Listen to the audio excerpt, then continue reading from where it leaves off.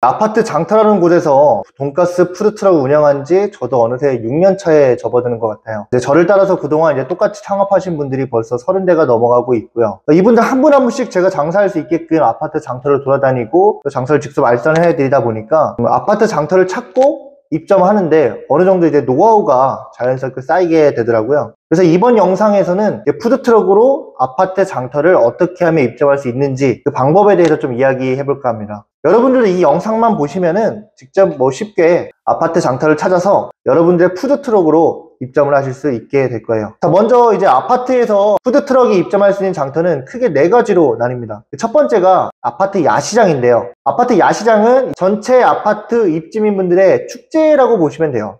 이 아파트 단지 내로 이제 수많은 상인분들이 들어오셔서 밤늦게까지 각종 이제 먹거리와 즐길거리, 놀거리들을 제공을 합니다. 정말 이제 좀 분위기 자체가 좀 활기차고 많은 분들이 참여를 하기 때문에 그만큼 이제 자체 아파트 입주민분들이나 주변 아파트에서도 많이 모이게 되는 그런 좀 이제 화합의 장이라고 보시면 되고요. 그리고 바로 두 번째가 아파트 알뜰장터라고 있어요. 제가 행사장 외에 이제 주로 장사했던 곳이 이제 바로 이곳인데요. 아파트 알뜰장터는 일단 정기적으로 주 1회씩 고정된 장소의 단지 내에서 열리게 됩니다. 약간 이제 작은 이제 재래시장 느낌이 좀 나긴 하는데 예전에는 이제 천막을 치고 운영하는 형태가 좀 많았어요. 근데 이제 지금은 이제 법률적인 문제라든지 또 위생적인 부분에 좀 개선되는 부분에 의해서 기존에 이제 천막으로 운영하는 형태들이 푸드트럭으로 많이 바뀌고 있는 추세입니다. 매주 같은 장소에서 이제 고정적으로 장사할 수 있다는 좀 특징이 있고 그렇기 때문에 이제 아파트 단지 내에서도 자연스럽게 단골이 형성될 수 있기 때문에 좀 더 안정적인 수입 구조를 가져갈 수 있다는 장점이 있습니다. 그리고 이제 세 번째로 아파트 단독 장터인데요. 주 1회씩 고정적으로 입점한다는 것은 이제 아파트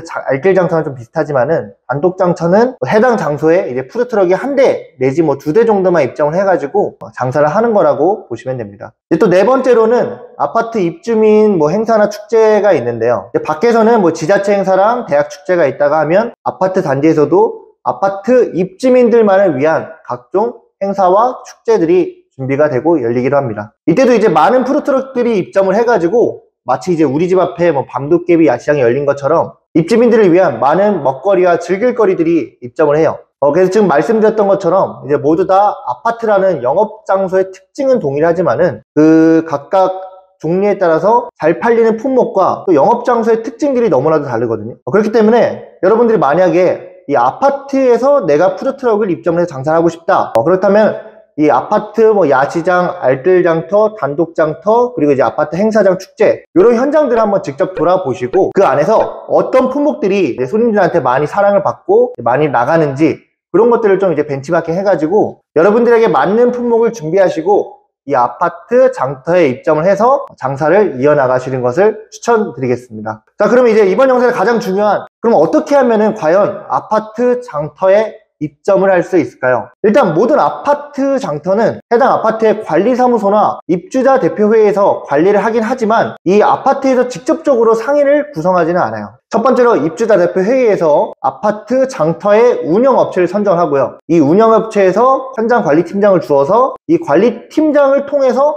상인들이 입점을 하는 구조라고 보시면 됩니다. 그래서 이제 해당 장터의 관리팀장들이 상인분들을 이제 구성을 하는 건데요. 근데 여러분들이 이 전국의 모든 아파트들의 관리팀장분들의 연락처를 알기는 쉽지 않겠죠. 그래서 만약에 여러분들이 장사를 하고 싶은 곳이 있다고 하면 그 아파트의 관리사무소에 이제 문의를 해서 아파트 장터에 입점을 하고 싶은데 장터 운영업체 혹은 장터 관리자의 연락처를 알려달라고 하시면 됩니다. 그래서 만약에 그 아파트가 단독장터나 알뜰장터가 열리지 않았던 곳이라고 하면 여러분들이 직접 편하게 관리사무소에다가 제가 이런 푸드트럭으로 이런 품목을 운영하고 있는데 해당 아파트에서 장사를 할 수 있겠느냐 라고 직접적으로 입점 문의를 하는 것도 있고요. 그게 아니라 만약에 기존에 장터가 이미 열리고 있는 곳이라고 하면 해당 운영업체 연락처를 관리사무소를 통해서 받으신 다음에 거기다 전화를 하셔가지고 지금 제가 운영하고 있는 이 돈가스 품목이 아니면 이 탕수육 품목을 하고 있는데 지금 그 아파트의 장터에 입점을 할 수 있겠습니까? 라고 문의를 하시면 됩니다. 이렇게 해서 여러분이 가고 싶은 아파트가 있다고 하시면 해당 아파트의 관리사무소에다가 문의를 해가지고 입점 여부를 확인할 수 있습니다. 자, 그럼 다음 시간에는 과연 아파트 장터에서는 어떤 품목들이 인기가 많고 여러분들이 어떤 품목을 준비해서 아파트 장터에 입점을 해야 대박을 노릴 수 있는지 그것에 대해서 한번 같이 알아보도록 하겠습니다.